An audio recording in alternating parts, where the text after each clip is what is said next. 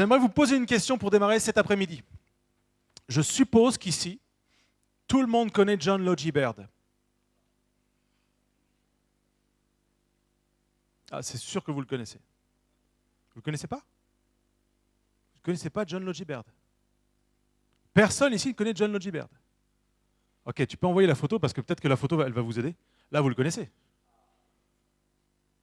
Toujours pas. C'est pas possible. Et pourtant, votre vie a été impactée, transformée par John Logie Baird. Je suis sûr que tout le monde ici connaît John Logie Baird à minima à travers son œuvre. John Logie Baird est l'ingénieur à qui nous devons la télévision. Ah. Mon point est le suivant. Il y a des gens dont on connaît l'œuvre, mais nous ne connaissons pas leur nom. Et à l'inverse, il y a des gens dont on connaît le nom, mais dont on ne connaît pas bien l'œuvre. Et cet après-midi, je ne vais pas vous parler de John Logie Baird, je vais vous parler de Jésus-Christ. Parce que je crois que quand on connaît réellement quelqu'un, ça change vraiment beaucoup de choses. Alors John Logie Baird nous a permis d'avoir la télévision, et ça c'est super, on est tous d'accord avec ça. Ça permet d'avoir des bons programmes, des bonnes soirées bien remplies, mais en vrai ça ne change pas une vie. Ça ne fait pas passer de la mort à la vie. Ça distrait, mais ça ne fait pas passer de la mort à la vie. La télé ne nous restaure pas, la télé ne nous guérit pas, la télé ne nous sort pas de nos ténèbres, la télé ne vient pas rompre la solitude, elle vient l'agrémenter. Mais Jésus-Christ change les vies, transforme les vies. Jésus-Christ restaure, il délivre, il guérit, il est vivant. Et cet après-midi, à travers les témoignages qu'on a entendus, on a compris, on a réalisé que Jésus n'a pas changé. Il est le même hier, aujourd'hui, éternellement. Il change les vies, il sauve des vies. Et j'aimerais encourager et féliciter les baptisés. Est-ce qu'on pourrait les applaudir encore une fois, s'il vous plaît? Bravo pour votre engagement. Bravo pour votre témoignage. Merci parce que vous nous bénissez. Vous nous bénissez en nous disant ce que Dieu a fait. Et c'est quelque chose qu'il faut que l'on apprenne, que l'on garde. On doit le développer, ça. On doit s'encourager en disant, en partageant aux autres ce que Jésus a fait pour nous. Je prie que le témoignage que vous avez donné aujourd'hui en tremblant, et c'est normal, ils sont impressionnants les gens ici. Hein. Ils vous regardent avec des yeux et puis ils veulent savoir ce que vous avez à dire.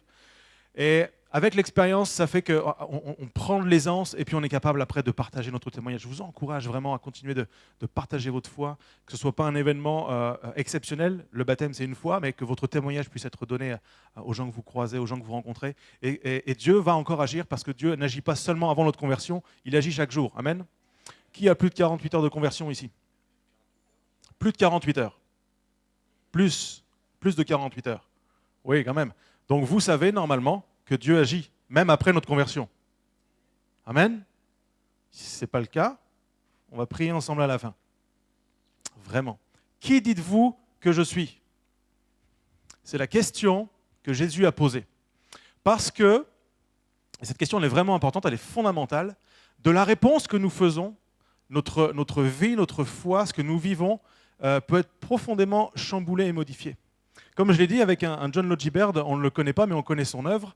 Par contre, Jésus, tout le monde le connaît. Tout le monde a entendu parler de Jésus. Que l'on soit chrétien ou pas, on a tous un avis sur Jésus. Je suis sûr que si je vous pose la question à chacun cet après-midi, d'ailleurs on pourrait peut-être le faire, comme ça on partira à 5h du matin, vous avez tous un avis sur qui est Jésus. C'est vrai ou pas? Et on connaît plus ou moins bien Jésus. Vous êtes d'accord avec ça? Et notre façon de le connaître détermine notre relation avec lui. J'ai un frère qui me ressemble très fortement. Et pour ceux qui étaient là ce matin, je crois que je l'ai partagé. Avant d'être pasteur, j'étais conseiller financier. Et mon frère aujourd'hui est conseiller financier. Donc on se ressemble physiquement. Et pendant tout un temps, on a exercé le même métier. Et il est arrivé des situations assez sympathiques. C'est que je fais mes courses dans un magasin. Et un couple vient me voir en me disant « Bonjour Monsieur Poulet ». Bonne réponse, c'est moi. Jusque-là, ça va. « Bonjour Monsieur Poulet. Est-ce que pour notre dossier, vous avez du neuf? Est-ce que pour le prêt de la voiture, ce sera bon ?» Et puis moi, je ne veux pas les décourager. « Oui, c'est bon, vous inquiétez pas. Vous allez l'avoir, le prêt. » Et simplement parce que les gens, ils ont croisé mon frère une fois dans un bureau, pendant une demi-heure, 40 minutes, ils ont monté un dossier de prêt, mais ils ne le connaissent pas. Alors la confusion est possible. Seulement, mon épouse qui est ici présente, et qui est une femme formidable, il faut le dire. Chérie, pourquoi tu fais ça? Elle se dit là... Si vous saviez tout ce qui passe par sa tête, moi je l'entends. J'entends ce qu'elle pense.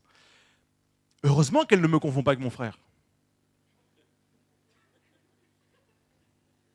On est tous au clair avec ça. Hein. Ce serait vraiment, vraiment inquiétant. Prendre quelqu'un pour qui il n'est pas peut être vraiment dangereux. Et notre conception de qui est Jésus peut être vraiment dangereuse. On peut passer complètement à côté de qui est Jésus si on n'a pas une révélation claire de qui il est. Et Jésus un jour a posé cette question. Qui dit-on que je suis ? Ça intéresse Jésus de savoir qui il est dans le regard, dans la tête, dans le cœur des autres. Alors cette question, elle peut paraître surprenante, limite prétentieuse. Parce qu'on pourrait se dire, mais en fait, Jésus, pourquoi tu fais ça ? Est-ce que t'es pas sûr de toi ? Est-ce que tu as besoin d'être rassuré sur qui tu es ? Je sais pas, c'est comme si ce midi je mange avec votre pasteur, puis Alain, ils disent quoi les gens de moi ici ? Du bien. Ah bon, ça va, alors du coup je suis rassuré. Puis ça pourrait être la question d'une personne qui n'est pas sécure, d'une personne qui n'est pas sûre d'elle, une personne qui a peur. Ce n'est pas du tout le cas de Jésus. Jésus ne cherche pas des honneurs pour lui. D'ailleurs, dans le ministère de Jésus, tout ce qu'il faisait, il guérissait un malade, il purifiait un lépreux. À chaque fois, il disait, je t'en parle pas, tu vas au temple, tu bénis Dieu, tu adores Dieu, tu donnes gloire à Dieu, il n'y a rien pour moi, tu donnes la gloire à Dieu. Et il ne cherche pas à ce que le projecteur soit sur lui, Jésus. Il ne cherche pas à être rassuré sur, ah bon, ça va, les gens ils m'aiment bien. Et puis, Jésus ne fait rien pour qu'on l'aime. Il est amour, naturellement. Il ne cherche pas l'attention, il ne cherche pas l'honneur pour lui dans son ministère terrestre. Il veut tout rendre la gloire à Dieu. La Bible nous dit qu'il s'est dépouillé, il a laissé sa gloire pour venir jusqu'à nous. Donc, en toute connaissance de cause, il a laissé sa gloire et il n'a pas besoin, à travers une question comme « Qui dit-on que je suis ?», d'être glorifié, d'être rassuré sur ces personnes. Il sait qui il est, Jésus. Il sait qui il est. Mais ce qu'il veut savoir, c'est comment les gens le voient. Qui dit-on que je suis ? Et pour éviter de faire passer le micro dans les rangs et qu'on y passe donc toute la nuit, je vais aller jusque dans l'Évangile. On va lire dans l'Évangile de Matthieu, chapitre 16, à partir du verset 13. Et on va voir les trois réponses qui sont données à cette question. Il y a trois réponses qui, on va le voir, regroupent les avis d'un petit peu tout le monde. Matthieu 16, verset 13. Jésus étant arrivé dans le territoire de Césarée de Philippe, demanda à ses disciples, « Qui dit-on que je suis, moi, le Fils de l'homme ?»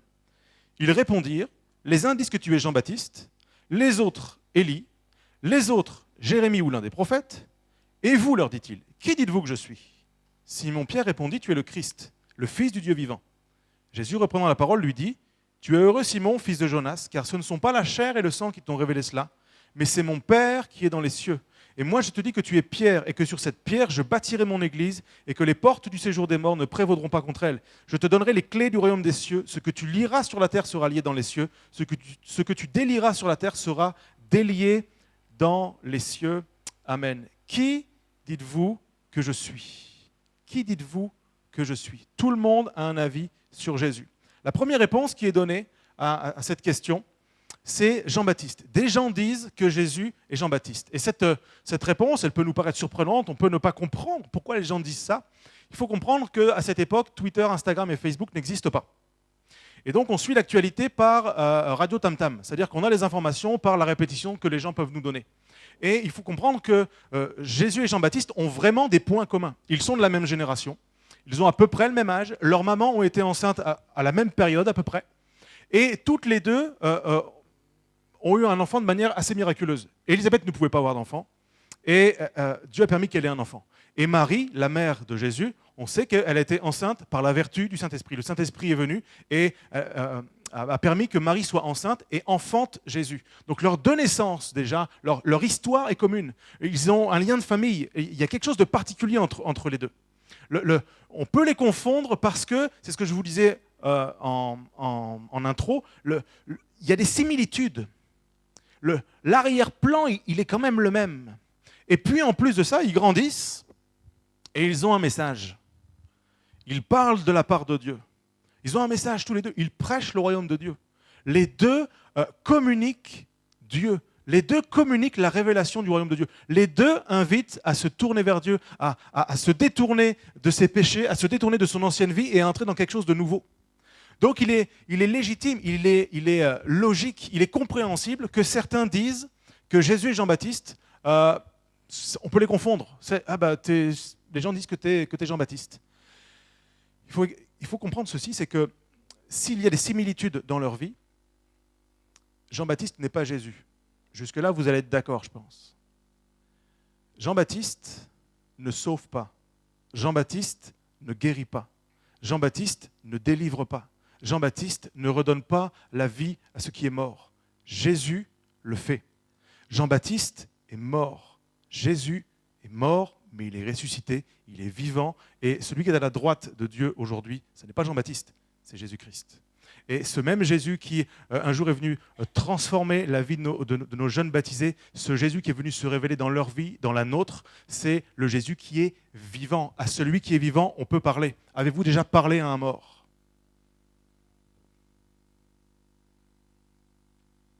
Peut-on attendre une réponse d'un mort ? Pourquoi prier un mort ?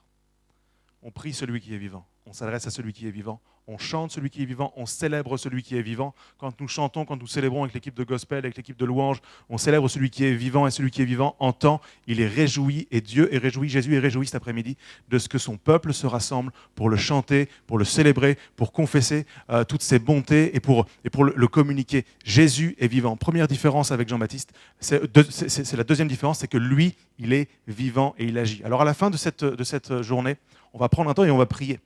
Et on va prier celui qui est vivant. Et parce qu'il est vivant, il peut agir. Parce qu'il est vivant, il peut encore intervenir, sauver, guérir et restaurer la portion, la partie de ta vie qui est en ruine et pour laquelle tu as besoin de l'intervention surnaturelle de ce Jésus qui est vivant. Amen. Deuxième réponse, on peut s'y arrêter un instant, c'est on dit que tu es Élie, Jérémie ou l'un des prophètes. Alors on va résumer.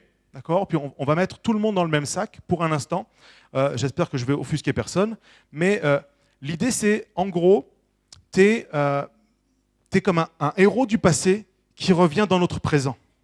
Et il y avait cette pensée dans la culture de l'époque, c'est qu'un grand homme de Dieu aurait pu revenir à la vie dans une génération. C'était comme ça, c'était une croyance, c'était une coutume. Et ça s'appuyait sur, notamment, un verset du prophète Malachie, Malachie chapitre 4, verset 5. « Voici, je vous enverrai Élie, le prophète, avant que le jour de l'Éternel arrive, ce jour grand et redoutable. » Et on pouvait se dire, on pouvait croire que, sans avoir toutes les bonnes informations, on pouvait supposer que Élie allait pouvoir revenir. Si vous connaissez un petit peu l'histoire de la Bible, je vais faire court, mais Élie, il a été enlevé par un chariot de feu, il est monté jusqu'au ciel, et il n'a pas connu la mort comme on peut connaître la mort. On n'a pas creusé un trou pour mettre son corps dedans, refermer, et puis mettre une belle pierre devant, mettre des fleurs une fois par an et arroser un petit peu, et venir se recueillir devant. Alors, il n'y a pas ça pour Élie. Alors, dans l'idée, dans les croyances, dans tout ça, on se disait que peut-être un jour, ce même Élie qui était parti au ciel, Dieu allait le renvoyer sur la terre pour communiquer un message. Jésus n'est pas Élie, Jésus n'est pas Jérémie, Jésus n'est pas un des prophètes du passé. Cette pensée-là, cette mentalité-là, c'est une mentalité ce qu'on a vécu avant, ce qu'on a connu avant, c'était bon. Et on aimerait que ça revienne dans notre présent. J'ai un super souvenir. Tu te souviens du temps de Élie ? Waouh, il se faisait des miracles incroyables. Élie, il a fait 7 miracles, c'était glorieux. Si ce même Élie pouvait revenir aujourd'hui, waouh, ce serait bien. Vous dites, nous, on n'est pas concernés par Élie, parce que nous, on sait qu'Élie est dans le ciel, puis c'est pas nous. Mais des fois, on agit comme ça. On aimerait revenir aux choses du passé. Ah, tu te souviens du temps du frère, c'était mieux. Dommage. Ah, du temps d'un tel, c'était bien. Ah, tu te souviens, dans le passé, on a connu ceci, on a connu cela. Et des fois, on aimerait ramener le passé dans notre présent. Il n'y a qu'à la télé que ça marche. On fait du neuf avec du vieux. Mais dans l'Église, ce n'est pas possible. Ce n'est pas la pensée de Dieu. Jésus, ce n'est pas celui qui est seulement le Dieu d'hier. Ce n'est pas celui qui a fait des grandes choses hier. Ce n'est pas un homme de Dieu du passé qu'il faudrait ressusciter, qu'il faudrait ramener ici pour qu'on puisse vivre quelque chose de bon. Jésus est vivant aujourd'hui. Et Jésus a une portion pour notre vie aujourd'hui. Il veut écrire notre vie encore aujourd'hui. Il veut écrire notre destinée aujourd'hui. Et je ne veux pas confondre Jésus avec un grand homme du passé. Avec quelqu'un qui aurait pu accomplir des choses extraordinaires. Certains ont parfois cette idée que dans le passé, Jésus faisait des choses extraordinaires, mais qu'aujourd'hui, c'est comme s'il n'agissait plus. Comme si Jésus était essoufflé, fatigué, vieillissant, comme si il était passé à autre chose. Oui, dans le passé, Jésus il faisait des choses belles. Je te dis qu'aujourd'hui, Jésus agit encore. On l'a entendu en plus cet après-midi. Et je crois de tout mon cœur que Jésus agit encore aujourd'hui. Vous le croyez aussi ? Est-ce que vous pensez vraiment que Dieu peut agir aujourd'hui ? Est-ce que vous avez cette certitude que Jésus est le même hier, aujourd'hui et éternellement ? Qu'aujourd'hui, il peut agir ? Est-ce que tu penses qu'aujourd'hui, il peut te guérir ? Est-ce que tu penses qu'aujourd'hui, il peut te libérer d'une pensée, d'un fardeau, de quelque chose qui est sur ta vie ? Est-ce que Jésus peut encore intervenir dans ton foyer? Est-ce que Jésus peut encore restaurer ton couple? Est-ce que Jésus peut encore toucher le cœur de tes enfants pour qui tu pries, ton cœur est déchiré, tu cries à Dieu et tu as l'impression que Jésus est sourd, qu'il n'agit pas? Pourquoi il a agi il y a 10 ans dans la vie d'un tel et d'un tel? Pourquoi il n'agit pas dans la vie de mes enfants? Est-il le Jésus du passé? Est-il un prophète de l'ancien temps? Est-ce que Jésus a encore quelque chose à faire dans ma vie d'aujourd'hui? Jésus est le même aujourd'hui, hier et éternellement. Je crois que dans notre histoire aujourd'hui, Dieu veut encore écrire des choses.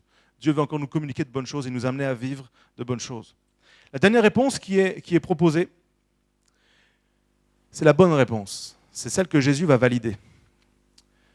Jésus ne valide pas qu'il est Jean-Baptiste, il ne valide pas qu'il est Élie, Jérémie ou l'un des prophètes, un homme de Dieu du passé, qui serait revenu pour un temps.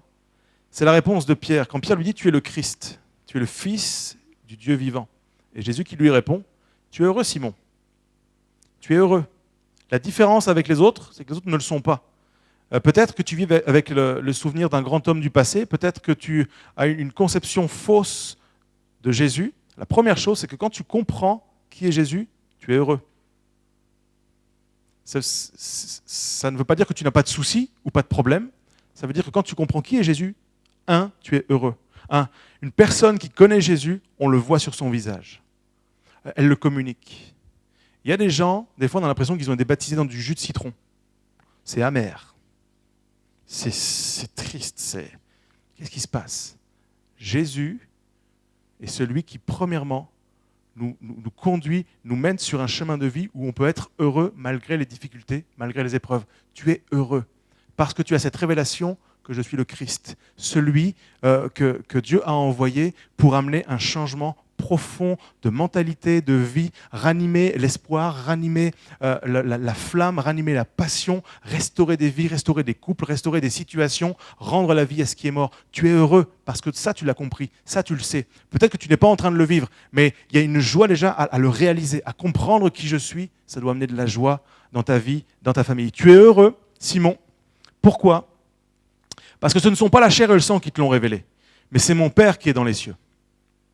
Et je ne sais pas si vous réalisez le privilège que c'est d'avoir cette révélation. Je crois que si on est là cet après-midi, c'est parce que Dieu s'est déjà révélé à nous ou veut le faire. Nous sommes des privilégiés.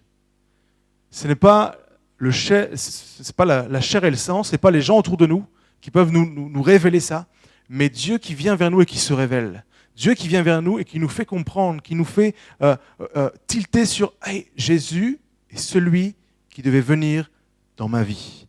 Jésus, c'est celui que j'attends.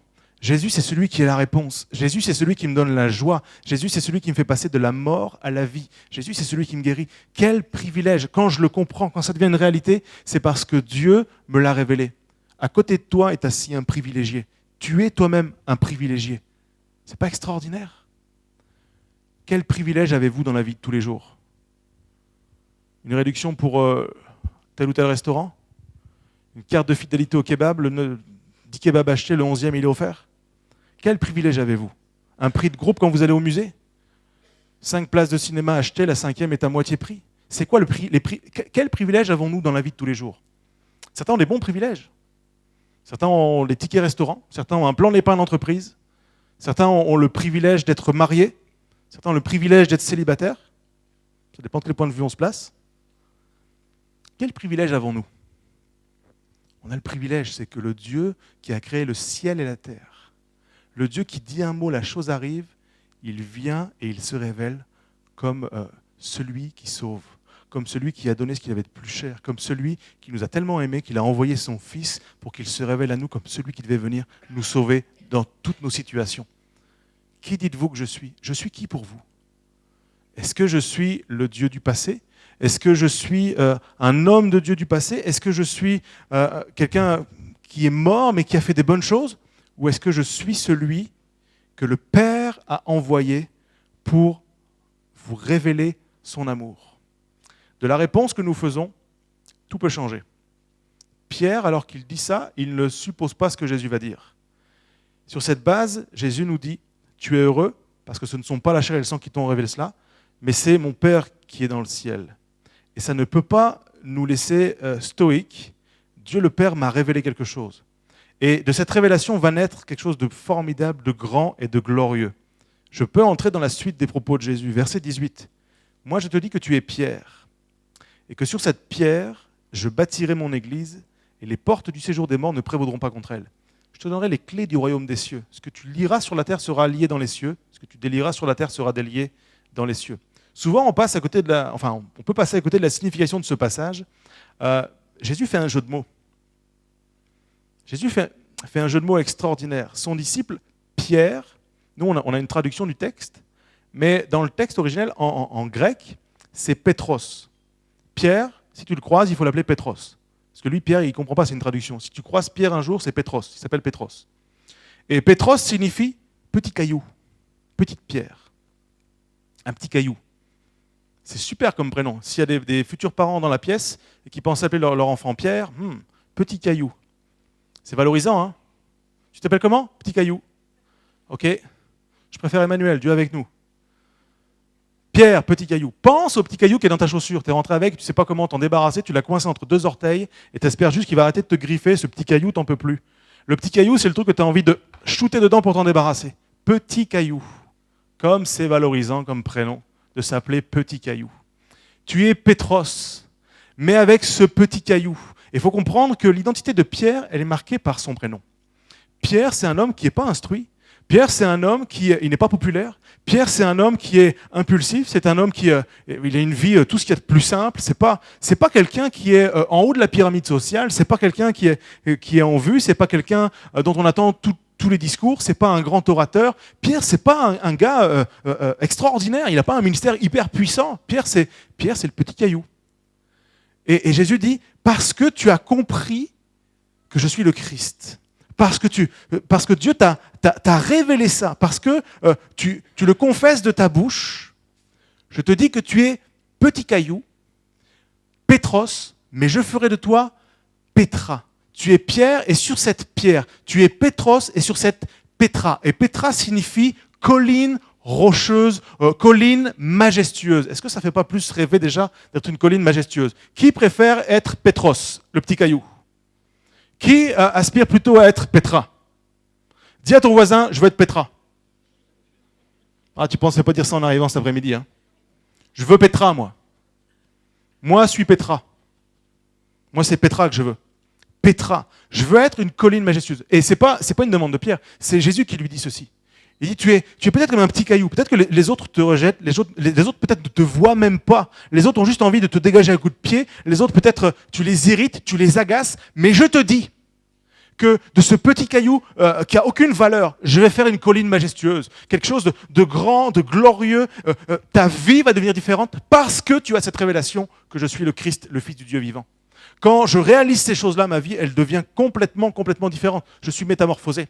Peut-être que les autres te rejettent, peut-être que les autres ne te voient pas, peut-être que tu n'as pas de valeur dans ta famille, dans ton travail, peut-être qu'on te marche dessus, peut-être qu'on te méprise, mais Christ dit, parce que tu me confesses comme le Christ, le Fils du Dieu vivant, avec toi, je vais faire quelque chose de majestueux.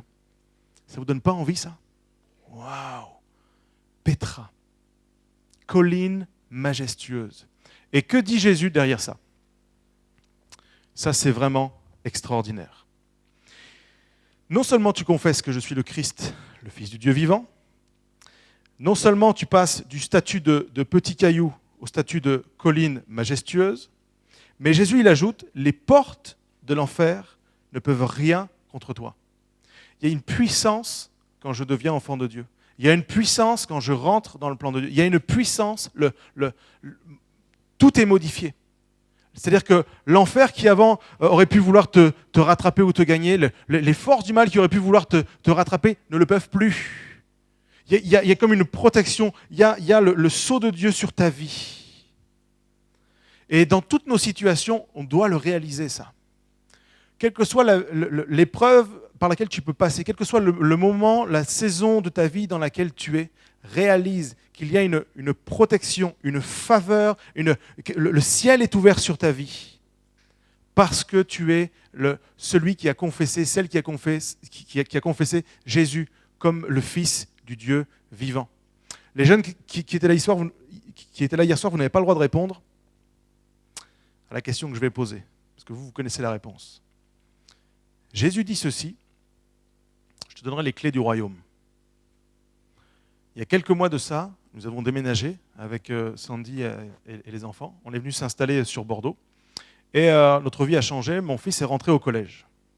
Et à mon fils, j'ai confié une clé de la maison.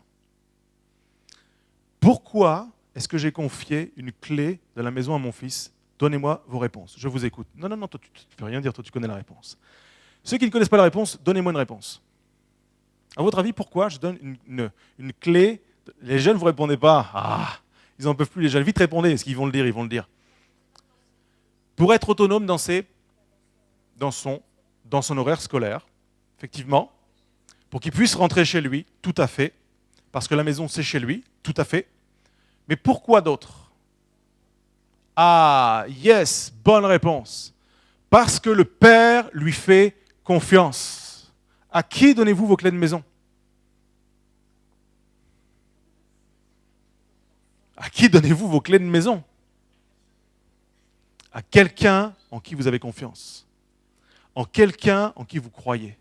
En quelqu'un que vous savez que, en votre absence, il est capable d'avoir la clé, il est capable de rentrer, il est chez lui, il peut s'installer, il est au bénéfice de tout ce qui se trouve dans la maison. Et il y a une grande confiance. Parce que s'il utilise la clé, c'est que nous ne sommes pas là. Il faut être digne de confiance. C'est une marque de confiance que le Père nous adresse. Et quand je confesse que Jésus est le Christ, le Fils du Dieu vivant, Dieu me dit, mais moi je te donne la clé, non pas de la maison seulement, du royaume des cieux. Est-ce que ça ne modifie pas certaines choses? Est-ce que ça ne me donne pas envie de relever la tête? Seigneur, j'ai la clé en fait dans les mains. J'ai la clé dans les mains. Tu me dis que ce que je lis sur la terre est lié dans le ciel. Ce que je délie sur la terre est délié dans le ciel. Qu'est-ce que ça veut dire? Ça veut dire que dans les décisions que je prends, dans les prières que je fais, quand je fais quelque chose, quand je prends position comme si c'était Jésus qui prenait position. J'agis comme si c'était Jésus qui agissait. Je prie comme si c'était Jésus qui priait. J'ai cette autorité qui me vient d'en haut pour que dans ma situation, les choses puissent changer. Comme si c'était Jésus qui intervenait directement dans mon cas, dans ma situation. On a souvent limité le salut au jour où on a la révélation que Jésus est le Fils du Dieu vivant, et puis je le comprends, je demande pardon pour mes péchés, je suis baptisé, et voilà. Le salut, c'est chaque jour. Chaque jour, Dieu vient nous sauver de toutes nos situations parce qu'il nous donne les clés, il nous laisse l'accès au royaume. Ce n'est pas une expérience d'un jour, c'est une expérience qui démarre à un moment et qui se finit dans l'éternité, donc elle ne se finit pas. J'ai la clé du royaume. Tu as la clé du royaume, toi? Est-ce que tu as la clé du royaume?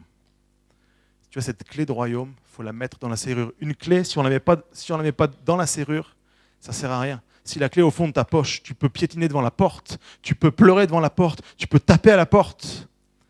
Si tu as la clé, il faut prendre la clé, il faut la mettre dans la serrure et réaliser que j'ai l'accès au royaume de Dieu.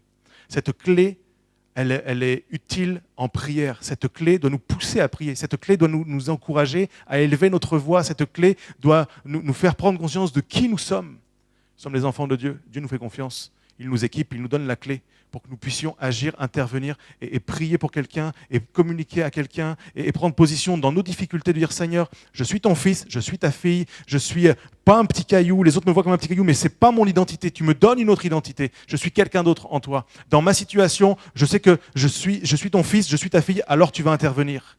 Alors je te fais confiance et je me tourne vers toi. Tu es le Fils du Dieu vivant. J'aimerais terminer avec ceci. Peut-être certains se disent, mais moi je ne suis pas digne de confiance. J'ai reçu cette clé, mais j'ai fait n'importe quoi avec. J'ai fait n'importe quoi avec ma vie. Je suis plus digne de confiance. J'ai chuté. J'ai aimé Dieu vraiment, sincèrement, mais j'ai chuté. Je suis tombé. Je suis vraiment pas digne de confiance. Ma vie est en ruine. Mon travail est en ruine. Mon service, mon ministère est en ruine. Tout est en ruine. Je ne peux pas faire quoi que ce soit avec cette clé. Je peux pas. Ma vie est condamnée à la destruction. Dieu est le seul capable de rebâtir sur des ruines. Dieu est le seul capable de prendre ta vie là où elle est et de ramener la vie à ce qui est mort. Dieu est le seul capable de te prendre là où tu es, de t'élever, de te relever dans ton épreuve, dans ton malheur. Pourquoi? Parce que Dieu nous aime. Parce que Dieu est vivant, parce que Dieu agit. Et quand Jésus vient, il vient pour ça. Il vient pour relever. Il ne vient pas pour juger le monde, il vient pour sauver le monde. Il vient pour amener des solutions dans nos difficultés, dans nos épreuves. Extraordinaire. Dieu est celui qui te relève encore cet après-midi. Jésus est déterminé à te sauver, toi, ta famille, est déterminé à sauver ta situation, déterminé à sauver ton couple, déterminé à sauver ton travail, déterminé à te sauver dans ce que tu peux vivre aujourd'hui parce qu'il est vivant. Et il te dit, tu as la clé. Tu as la clé. Tu as la clé. C'est toi qui as la clé. Ouvre la clé du royaume du ciel. Ouvre-la en prière. Seigneur, je prends position dans ma vie. Je mets la clé dans cette serrure et je crois qu'en te priant, j'ouvre le ciel. Ce que je lis sur la terre est lié dans le ciel. Ce que je délie sur la terre est délié dans le ciel. Peut-être que tu as besoin de délier des sentiments. Peut-être que tu as besoin de délier cette colère qui te ronge et de la laisser partir. Peut-être que tu as besoin de lier des mauvais sentiments et que ce soit terminé jusque dans le ciel. La clé est dans nos mains. La clé nous est accessible parce que Dieu nous fait confiance.